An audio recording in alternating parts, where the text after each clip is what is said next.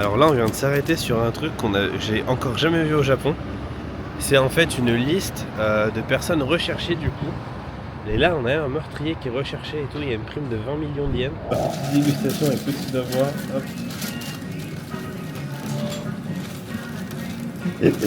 Pour manger comme des grands garçons. La vraie question c'est vais-je repartir avec une montre aujourd'hui ou pas? Est-ce qu'on va avoir un coup de cœur de la montrasse? Et salut à tous et à toutes, bienvenue dans ce nouveau vlog, toujours en compagnie de l'illustre Mathieu. Aujourd'hui qu'est-ce qu'on va faire Mathieu? On va aller où? On va aller à Ueno, on va aller au parc. Mais avant ça j'ai eu une demande de Mathieu ce matin qui a été de me dire s'il te plaît viens on va boire un café et on ouvre des packs. Mi-addict aux cartes Pokémon, mi-pas dormi. Donc voilà, on commence cette petite journée, une journée magnifique avec un ciel bleu incroyable. Donc voilà, on se dirige vers la gare maintenant et puis on se retrouve d'ici quelques instants pour une ouverture de booster.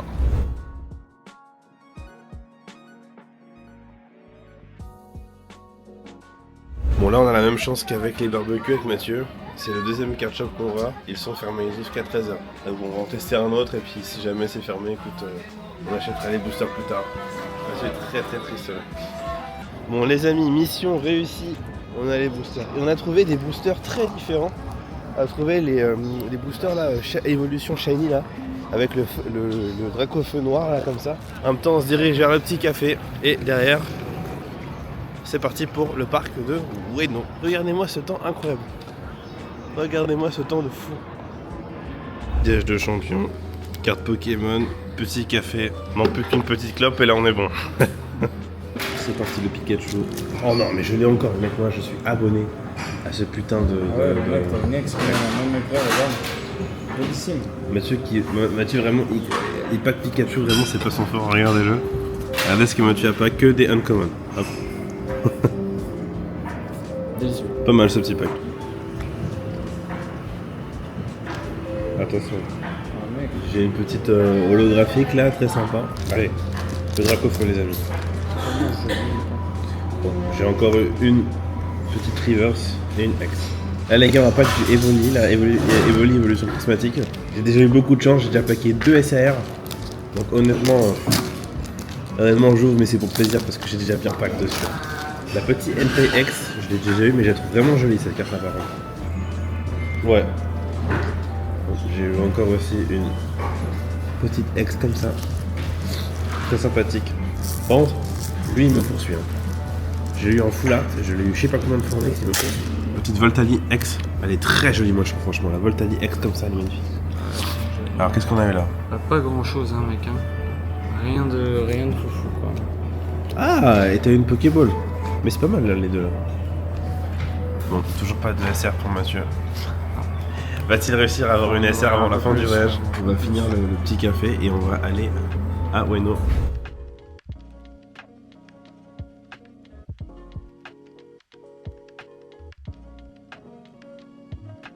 On nous voilà arrivés à Ueno. Franchement, temps magnifique. Là maintenant on va se diriger vers le parc, se faire une petite balade. Et puis ensuite après on va aller se diriger vers Asakusa. Le temps est magnifique pour faire une balade honnêtement. C'est parti, on y va Mathieu, prend des petites vidéos derrière. Et on va avancer vers le petit parc tranquillement.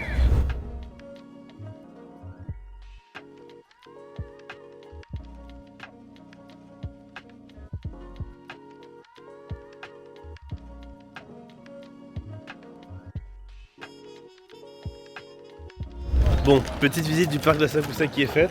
Alors, qu'as-tu pensé de ce petit parc, mon Mathieu? Ah franchement c'est sympa, on verra. C'est beau. C'est beau, il fait beau. Là, on est bien. Là, franchement, ça fait du bien de pouvoir marcher comme ça. Surtout que nous, en Thaïlande, on n'a pas le... Ouais, y a pas trop de place pour marcher. On peut pas marcher comme ça. Donc c'est vrai que c'est vraiment Après, dans les agréable. parcs, Quoi. c'est aussi petit dans les parcs. Ouais. C'est vrai que les parcs en Thaïlande sont quand même assez petits quoi. Ouais de ouf. Tu fais vite fait le tour. C'est vrai que... ouais. Ouais, mec, Après, c'est vrai que qu'on a fait, ouais. limite, c'est le tour du Lumpini. Non, c'est vrai. Non, pour le coup, c'est vraiment un gros défaut de Bangkok. C'est vraiment le manque de parcs et le manque de gros parcs. Donc bon. Là maintenant on va se diriger vers Asakusa, on va faire découvrir un petit peu à Mathieu ce petit quartier historique. Et puis ensuite on va aller, je pense, vers Nakano.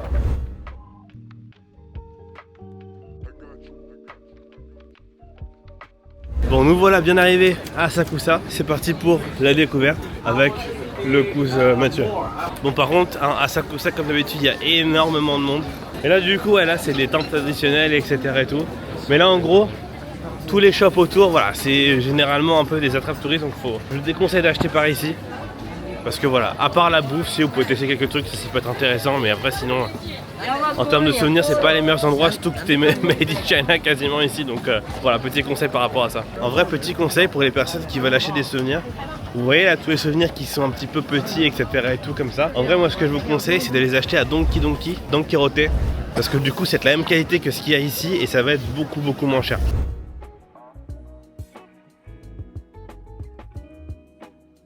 Bon, c'est parti, petite dégustation de petites brioches à la pâte d'haricots rouges. C'est parti, alors une petite... On va goûter à Mathieu, voir ce qu'il en pense. Alors attention. C'est gros ça. Ah bah ouais. Mais il y a un bon petit goût. Ouais, c'est un peu sucré mais pas trop, tu vois. C'est toujours la pâtisserie japonaise comme ça, tu vois, c'est toujours pas très sucré, tu vois. Bon là maintenant on va tester du coup un petit pain frit du coup en mode au fromage, on va tester ça, c'est parti. Ah non, c'est la crème, pas mal ça. C'est pas mal. C'est pas mal hein, franchement. C'est moins sucré que le chou d'hier. Ouais. Chou de porc. Tu vois, il y a du mochi aussi, tu vois. Maintenant c'est parti, on va goûter du coup le fromage là du coup salé là. C'est parti, go. Banger ça. C'est pas mal, ouais. Ah oui? Ah ouais, je préfère celui-là. Salé, moi c'est un peu meilleur. Bon, là nous voilà arrivés à un deuxième temple, bien plus tranquille, dans une petite zone résidentielle. C'est parti pour un peu d'exploration.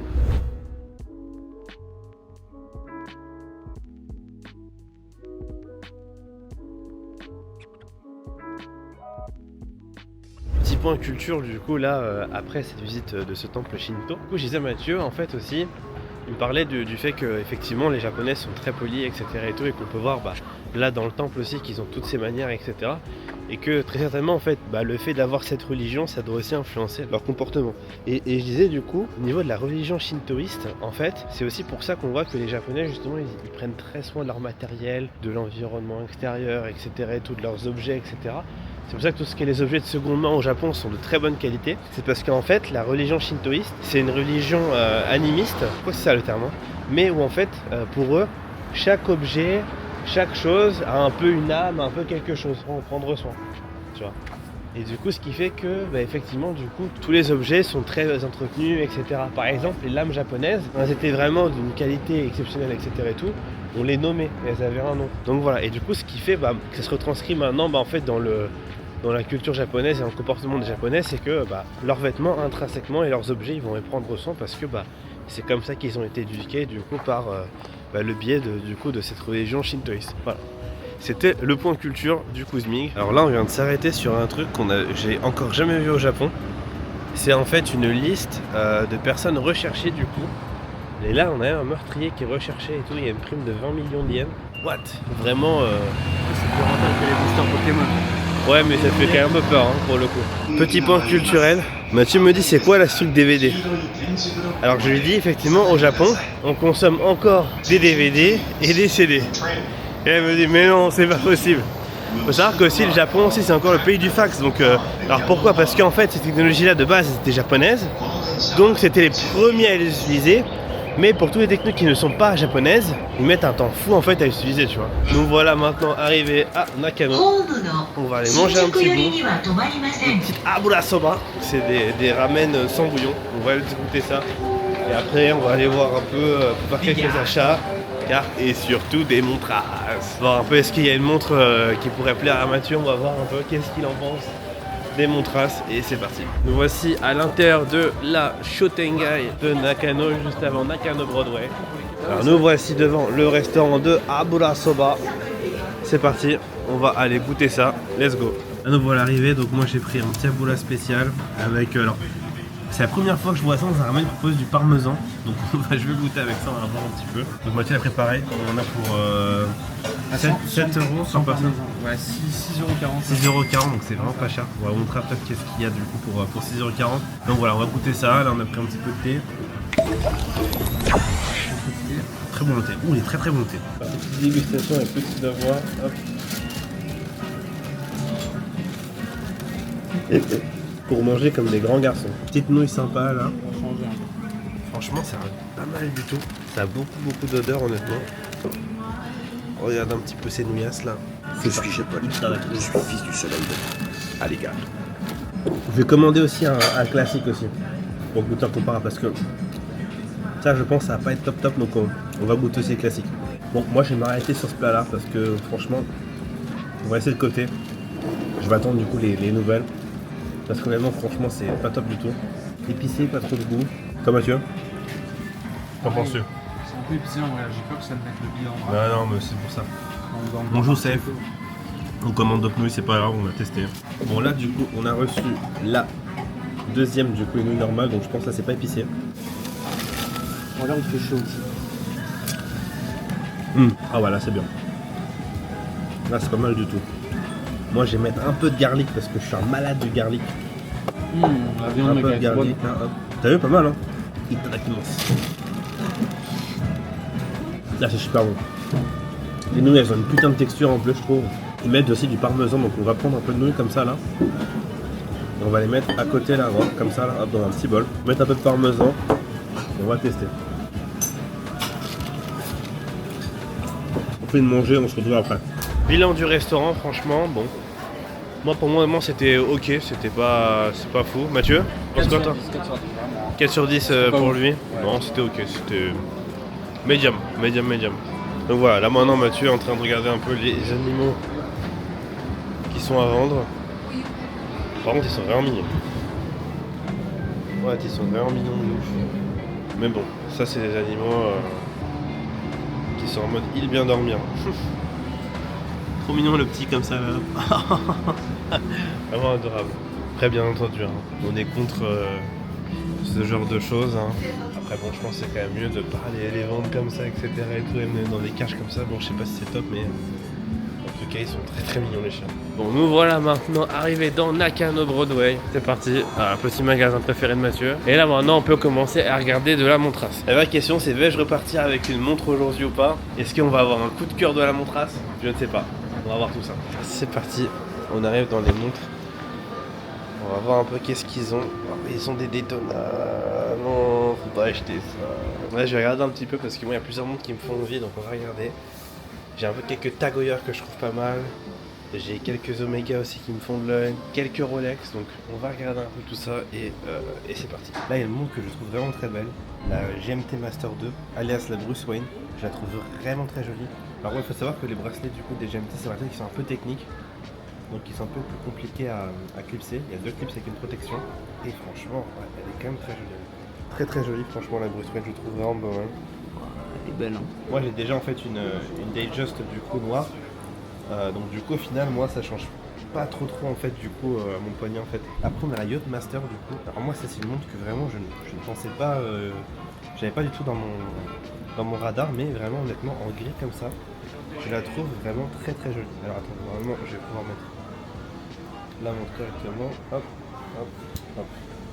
Voilà. Là en gris du coup, voilà ce que ça donne. Franchement j'aime aussi beaucoup en gris. Mais honnêtement, je trouve qu'elle claque moins que la noire, je trouve en GMT. Les aiguilles bleues là comme ça, je trouve ça vraiment magnifique. De ouf. Alors, c'est parti, faisons maintenant essayer Mathieu les montrasses.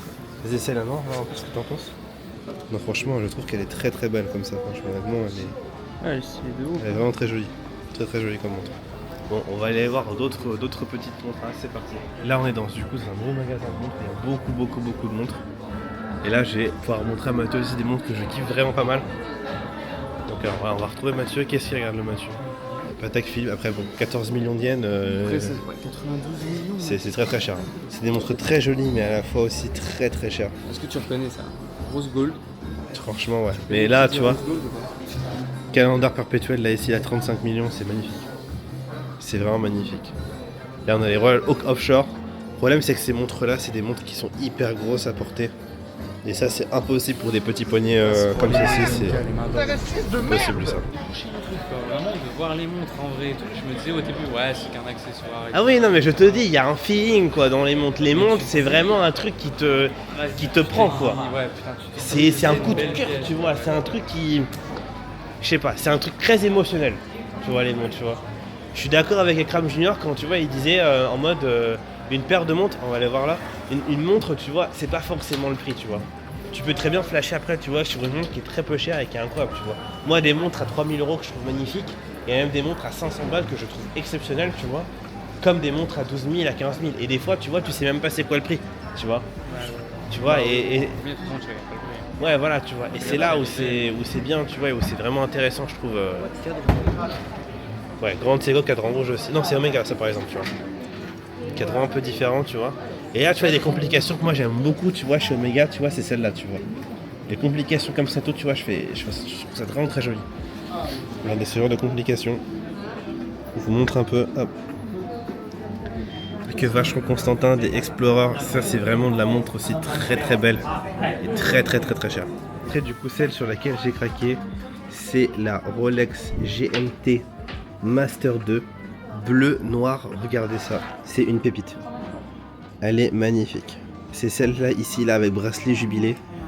Honnêtement, on est sur de la montre d'une qualité exceptionnelle. Alors, attendez, je vais vous montrer en zoomant dessus. Voilà. On est sur cette montre-là que j'ai complètement flashé dessus. Incroyable. Après, on avait aussi la Sprite que je trouvais exceptionnelle. La Sprite qui est juste ici. Les deux, je les trouve magnifiques. Mais vraiment, le bleu, je trouve ça vraiment incroyable. Jubilé. Vraiment incroyable. Qu'en as-tu pensé du coup de cette montre un peu là Laquelle la bleue là, la bleue noire. Ah, elle est vraiment pas mal en vrai.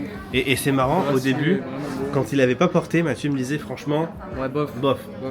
Et en fait, quand on porte la montre, il y a vraiment un truc qui se déclenche. C'est vraiment en mode, c'est vraiment une différence. Et c'est pareil, c'est voir les montres sur internet et les voir en vrai, c'est encore différent. Et voir la montre et la porter, c'est pareil, c'est encore différent. Après, du coup, une autre montre aussi que moi je kiffais très très bien, qu'on vous a montré tout à l'heure, c'est la Yachtmaster. Juste ici, hop, on vous montre. Voilà, là donc on est vraiment sur une montre très très sympa. Donc non, vraiment pour le coup, très très belle montre. On va continuer à en voir d'autres un peu. Je pense que je reviendrai peut-être demain ou après-demain pour faire l'achat de la GMT Master 2 parce que je pense que là on est vraiment sur un gros coup de cœur. Et il faut savoir que moi c'est un peu ce que je vous conseille pour votre première montre en tout cas, c'est de prendre une montre qui vous fait plaisir et une montre où vraiment vous avez une émotion quand vous la portez. C'est super important de ne pas prendre une montre par exemple qu'on vous recommande ou qu'on vous dit voilà par exemple, je sais par exemple c'est Rolex par exemple, tu vois les montres qui sont les plus vendues c'est les cadrans verts et les cadrans bleus. Et généralement le cadran bleu ou le vert, non le vert c'est le plus cher tu vois. Donc si entre guillemets tu veux faire un investissement, tu vas acheter du cadran vert parce que tu vas te dire que ça va prendre en valeur et tout, tu vois. Bon, en tout cas, les montres, c'est un investissement, mais c'est surtout aussi un plaisir. Donc, moi, je vous conseille quand même de prendre une montre où vous êtes vraiment très content de la porter. Tiens, un truc aussi que je voulais dire aussi, Mathieu, c'est que quand on va acheter une montre, en tout cas, moi, c'est mon truc, c'est que il y a quelques mois, là, cet été, quand j'étais venu acheter ma montre, j'étais venu en me disant, je vais m'acheter une Datejust bleue ou vert. Je n'ai pas acheté la bleue, je n'ai pas acheté la verte, j'ai acheté une Datejust noire. Et je voulais la prendre avec bracelet Jubilee. J'ai pas pris le bracelet Jubilee. Généralement, vous allez toujours flasher quasiment sur une autre montre. Et là, par exemple, c'est le cas. J'étais venu en pensant peut-être voir une Daytona ou une Speedmaster, etc. de chez Omega.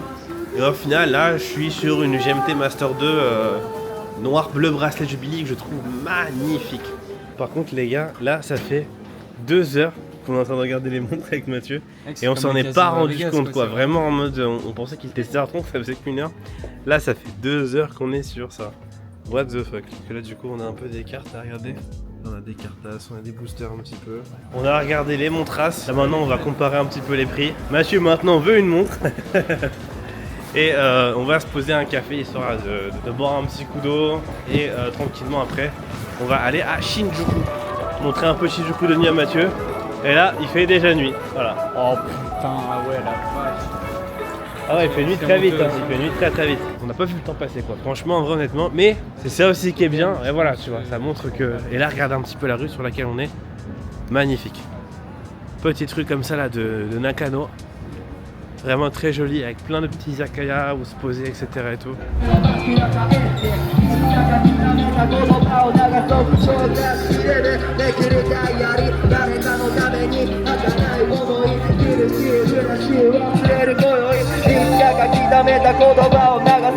Sortie de la gare. On n'est pas encore au meilleur endroit de Shinjuku, mais déjà là, t'en penses quoi, Mathieu là? Non, c'est magnifique, hein. C'est magnifique. On va avancer un peu là.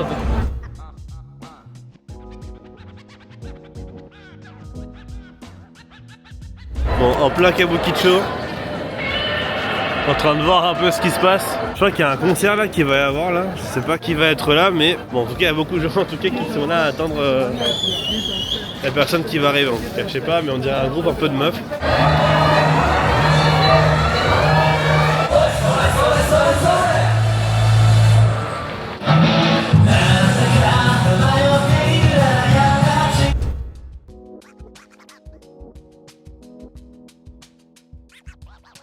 Alors là maintenant on arrive à Omoide Yokocho.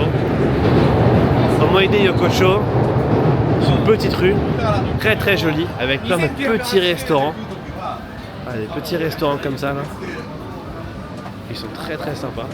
Là on est arrivé au petit barbecue avec Mathieu, on n'a pas trop attendu, en vrai c'est pas mal. Là on va se boire une petite boissonnasse, une kilomane, hop. Et on va ouvrir un petit booster, bien entendu, c'est parti, attention.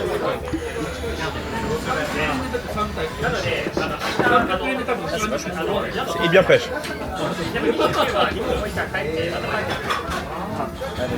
What the fuck les gars, je viens d'avoir le Mulobelus SR, what the fuck. Ah, trop de la chance. Ah, c'est Vincent. What the fuck les gars. Attendez. Elle est bien celle-là. Bah oui gros, elle est hyper chère. Attends. Faut que je la sleeve. Attends, tu peux j'en ai. Attends, j'ai des grosses sleeves moi normalement. Et là je la mets dans le feu. Non. Les gars, le Mulobelus en SAR, what the fuck. En plus je me suis trompé du coup, parce que je pensais qu'il y en avait 3 derrière. What the fuck l'ouverture. De Mulobelus, magnifique. Il est magnifique ce Mulobelus. SAR, c'est les plus rares à drop dans le set. What the fuck gros. Cette carte là en PSA 10, elle est à 510 balles bordel les gars. Et elle a l'air nickel hein. Il y a moyen qu'elle ressorte pour PSA 10 cette Mulobelus. Donc les gars, ça va aller dans la pochette. What the hell. Ça va aller du coup directement en envoi PSA 10 et on va voir après combien de temps du coup ça met du coup pour qu'il me la grade et voir ça soit quoi le prix du coup de cette carte en gradée. Mais what les gars, incroyable. Quand vous êtes du coup au Gukaku, vous avez du coup votre morceau de viande avec un peu de fromage. Après on part sur une dégustation comme ça là. C'est diète en plus, c'est pas mal. Mathieu, qu'est-ce que tu nous fais là? Bah t'as voulu t'arrêter de manger des crêpes au Nutella. Petite dégustation de crêpes au Nutella. Mais ça va, on a bien marché aujourd'hui. Ouais, 20 000 mais dommage, elle est froide quand même la crêpe. Un peu dommage. Putain, mais il y a des rassemblements de tuning là, regardez là, ici là. Incroyable les voitures. Oula, les chaussures. Faut que j'aille dormir. Bon, comme le vlog d'hier, c'est donc la fin du vlog 2. Hier c'était 2, on est 2, ouais. J'espère que cette journée vous aura plu. Avec Mathieu on a bien kiffé quand même, on a fait une belle promenade le matin. Des belles montrasses, c'était vraiment une belle journée. En tout cas voilà, si vous appréciez la vidéo, si vous avez envie de voir plus de vidéos comme celle-ci, n'hésitez pas à me le faire savoir en commentaire. C'était Miguel, allez salut.